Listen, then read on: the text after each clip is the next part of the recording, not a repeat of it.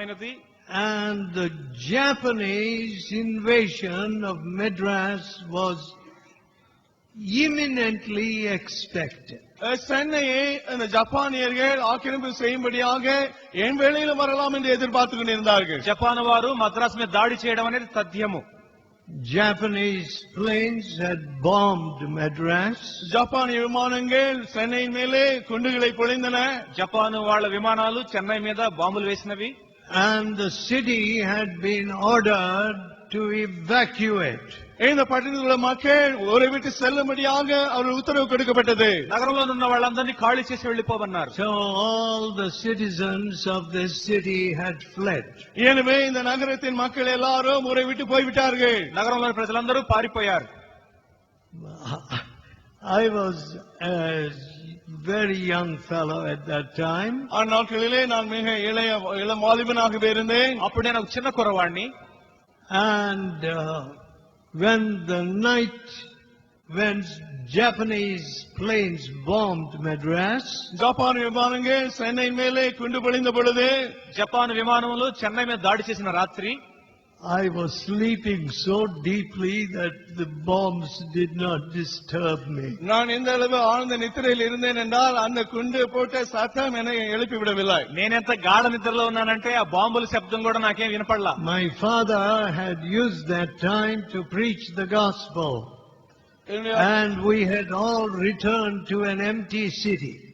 ஒரு காலியான வெறுமையான பட்டணத்துக்கு நாங்கள் திரும்பி வந்திருந்தோம். அப்பா அவருடைய நேரத்தை சுவிசேஷத்தை கொடுப்பதிலே செலவழித்திருந்தார். ఆ సమయంలో మా నాన్నగారు సువార్తను బోధించిన తర్వాత మేము ఖాళీ చేయబడిన పట్టణానికి తిరిగి వచ్చాం. And I could ride my bicycle in the middle of the high road. நெடுஞ்சாலையிலே நடு ரோட்டிலேயே சைக்கிளை இப்பொழுது நான் ஓட்டி செல்ல முடியும். My old rattling bicycle. சத்தம் போட்டு கொண்டிருக்கும் என்னுடைய பழைய சைக்கிளை நடு ரோட்டிலே ஓட்டினேன். King of the roads. ராஜா రోడ్డుகளின் రాజాவாக நான் இருந்தேன். ఎవరు లేరు కాబట్టి రోడ్డు మీద నేను రాజుగారిలాగా కిరుకురుమనే సైకిల్ దొక్కుంటా వెళ్ళాను. But don't try to do that now. இப்பொழுது நீங்கள் போய் அதை செய்ய முயற்சிக்க வேண்டாம். దయచేసి అలా చేయడానికి ప్రయత్నం చేయొద్దు. Listen, friends. நண்பர்களே கவனிங்க. At such a time, அப்படிப்பட்ட வேளையிலே, అలాంటి సమయంలో, when my dad asked God, దేవుని அப்பா கேட்ட பொழுது, దేవుడు మా నాన్నగారిని అడిగినప్పుడు, Lord, all the inmates of this fellowship have found jobs, they've gone, and a new situation, and I'm being invited back to be the principal or the chief of this high school. ஆண்டவரே, இந்த ஃபெலோஷிப்ல இருந்தவர்கள் எல்லாம் வேலை பெற்று இப்பொழுதெல்லாம் போய்விட்டார்கள். இப்பொழுது எனக்கும் மீண்டும் பிரின்சிபலாக ஸ்கூலில் இருக்கும்படியாக அழைப்பு வந்திருக்கிறது. ప్రభువా, సహవాసం ఉన్నటువంటి వారు ఉద్యోగాలు వచ్చి వేరే పరిస్థితుల్లో ఇక్కడ నుంచి వెళ్లిపోయారు. నన్నే మళ్ళీ తిరిగి మా హై స్కూల్ కి ప్రధానోపాధ్యాయుడిగా పిలుస్తున్నారు. Shall I go? நான் போகட்டுமா? నేను వెళ్ళవచ్చా? God's answer.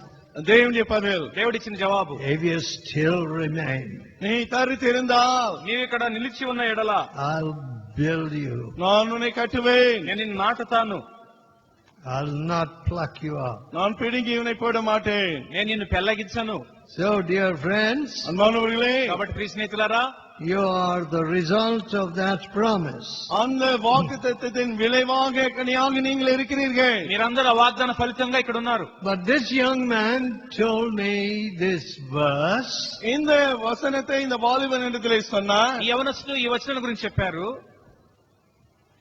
And I said, that is not of God. இது தேவனால் வந்த கொடுக்கப்பட்ட வாக்குத்தத்தம் அல்ல என்று அவனிடத்திலே நான் சொன்னேன். ఈ వచనం నీకు దేవుని దగ్గర నుంచి వచ్చింది కాదన్నాను. You're comfortably situated in a worldly situation. வெறும் சௌகரியமாக உலக பிரகாரமான சூழ்நிலையிலே வசதியாய் நீ இருக்கிறாய். సౌఖ్యమైన లోక సంబంధమైన పరిస్థితుల్లో నీవు ఉన్నావు. And this promise is not meant for you. இந்த வாக்குத்தத்தம் உனக்கு உரியது அல்ல என்று. ఈ వాగ్దానం నీ కొరకు ఉద్దేశించబడింది కాదు. You have never obeyed the pilgrim call that was given to Abraham. ஆபிரகாமுக்கு கொடுக்கப்பட்ட அந்த யாத்ரீக பிரயாணியின் அழைப்புக்கு நீ கீழ்ப்படியவே இல்லை. అబ్రహాముకి ఇవ్వబడినటువంటి యాత్రికుని పిలుపుకు నీవెన్నడూ లోబడలేదు. See, look at that. பாருங்க, దానిని చూడండి. How the devil can seduce even apparently earnest people. மிக வாஞ்சையாக காணப்படுகிற அப்படிப்பட்ட மக்களை கூட எவ்வளவு எளிதாக பிசாசு வஞ்சித்து போட முடிகிறது என்று பாருங்கள். ఆసక్తి కలిగినటువంటి వారిని కూడా సైతాన్ ఏ విధంగా మోసం చేస్తాడో చూడండి. If you turn to the book of Isaiah, ఏశాయా 19th chapter, 19వ అధికారం యెషయా గ్రంథము 19వ అధ్యాయము 1, 2, and 3. 1, 2, 3 వచనங்கள். 1, 2, 3 వచనాలు. I'm reading in the middle of the first verse. முதல் வசனத்தின் நடுவில் இருந்து வாசிக்கிறேன். మొదటి వచనంలో మధ్య. The idols of Egypt shall be moved at his presence, எகிப்தின் விக்கிரகங்கள் அவருக்கு முன்பாக குலுங்கும். ఐగుప్తు విగ్రహములు ఆయన సన్నిధిని and కలవరపడదు. the heart of Egypt shall melt in the midst of it. எகிப்தின் இருதயம் தனக்குள்ளே கரைந்து போகும். ఐగుప్తీయుల గుండె కరుగుచున్నది. And the fight that will break out between man and man. சௌரனுடைய சௌரனுக்கு. సహోదరుల మీద సహోదరులు. Third verse. 3వ వచనం. 3వ వచనం. The spirit of Egypt shall fail. எகிப்தினுடைய ஆவி அவர்களுக்குள்ளே சோர்ந்து போகும். ఐగుప్తీయుల యొక్క శౌర్యము నశించును. You see, woe unto them that go down to Egypt. எகிப்துக்கு திரும்பி செல்லுகிறவர்களுக்கு ஐயோ. ఐగుప్తు వెళ్లే వారికి శ్రమ.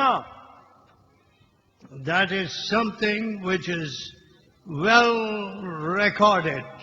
தெளிவாக எழுதப்பட்ட ஒரு And காரியம். it was always the device of the devil to make God's children turn to Egypt for help. உதவிக்காக எகிப்தின் பக்கமாக தேவனுடைய ஜனங்கள் திரும்பும்படியாக செய்வதே பிசாசுடைய தந்திரமாக எப்பொழுதும் இருக்கிறது. దేవుని బిడ్డలు సహాయం కొరకు ఐగుప్తు కొరకు వెళ్ళేటట్లు చేసేది సైతాన్ యొక్క తంత్రము. When Abraham had gone all the way obeying God to the promised land, Abraham தேவனுக்கு கீழ்ப்படிந்து வாக்குத்தத்தம் பண்ணப்பட்ட தேசத்துக்கு அவ்வளவு தூரம் வந்த பொழுது దేవుని పిలుపుకు లోబడి వాగ్దాన దేశానికి అంత దూరంగా వెళ్ళినటువంటి అబ్రహాము the first temptation, முதலாவது when famine broke out in the land, அந்த தேசத்திலே பஞ்சம் உண்டான பொழுது அந்த முதலாம் சோதனை, ఆ దేశంలో కరువు వచ్చినప్పుడు నాకు వచ్చిన మొదటి శోధన, he went down to Egypt. அவனோ எகிப்துக்கு போய்விட்டான். ఆయన ఐగుప్తుకు వెళ్లారు. Today, இன்னைக்கு ఇవాళ as in those days Egypt stood for a great, ancient, prosperous civilization, அன்னைக்கு எகிப்தானது ஒரு பழங்கால செழிப்படைந்த ஒரு நாகரிகத்துக்கு அடையாளமாக நின்றது போல ఐగుప్తు ఆదినాలలో ప్రాచీనమైనటువంటి సంపద కలిగినటువంటి నాగరికతకు సూచనగా నిలబడినట్లుగా there are some places in the world உலகத்திலே which appear to be prosperous, comfortable, செழித்தோங்கக்கூடிய வசதியான இடங்களாக உலகத்திலே சில இடங்கள் இன்னைக்கு இருக்கின்றன. ప్రపంచంలో కొన్ని ప్రాంతాలు సౌభాగ్యవంతంగా సౌఖ్యంగా కనబడుతున్నాయి. where the local currency is much higher than earnings in your native countries. உங்களுடைய சொந்த ஊரிலேயே சம்பாதிப்பதை காட்டிலும் அந்த தேசத்தில் போய் சம்பாதித்தால் அந்த தேசத்தின் ரூபாயினுடைய மதிப்பு அதிகமா இருக்கிறது. మీ దేశంలో సంపాదించేదానికంటే ఆ దేశాల్లో సంపాదన యొక్క విలువ ఎక్కువ అవుతా ఉన్నప్పుడు, And there is a great trust today in the dollar டாலரின் மேலே இன்னைக்கு பெரிய நம்பிக்கை இருக்கிறது. or euro. இல்லை என்றால் யூரோவின் மேலே நம்பிக்கை இருக்கிறது. డాలర్లో యూరోల్లో ఎక్కువ నమ్మకం ఉంచుతున్నారు. But ஆனால் కానీ this is tottering as the